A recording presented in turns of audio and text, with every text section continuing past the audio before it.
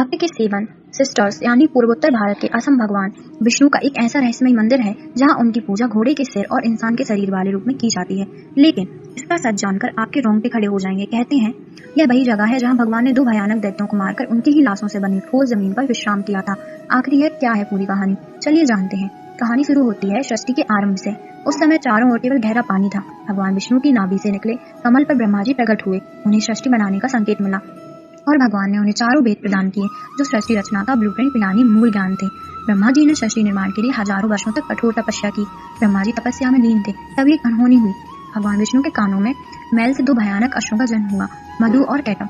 हजारों साल तक पानी में रहने के बाद जब उन्हें भूख लगी तो उनकी नजर ब्रह्मा जी पर पड़ी। उन्होंने ब्रह्मा जी पर हमला किया, उनसे पवित्र वेद छीन लिए और उस अथाह समुद्र की गहराई में जाकर छिप गए। वेदों के बिना ब्रह्मा जी लाचार हो गए और सृष्टि का काम रुक गया। ब्रह्मा जी घबराकर विष्णु जी की शरण में गए, लेकिन समस्या बहुत बड़ी थी। मधु और कैटभ के तपस्या करके देवी महाशक्ति से इच्छा मृत्यु का वरदान पा लिया था, यानी वे अपनी मर्जी से बिना नहीं मर सकते थे। तब वेदों को वापस लाने के लिए विष्णु जी से हायग्रीव अवतार लिया। उन्होंने घोड़े का सिर इसलिए चुना ताकि उनकी तीक्ष्ण बुद्धि और सुनने की शक्ति से वे समुद्र के उस पार घने अंधेरे में वेदों को खोज सके।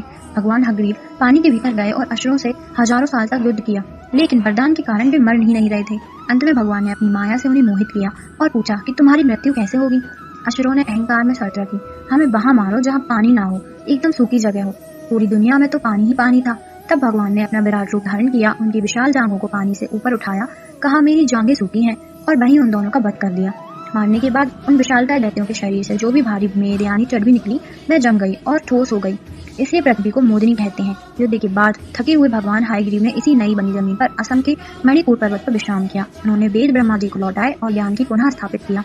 इसलिए हयग्रीव भगवान को आज भी बुद्धि और तर्क का देवता माना जाता है। अगर कहानी पसंद आई तो कमेंट में जय श्री राम लिखना।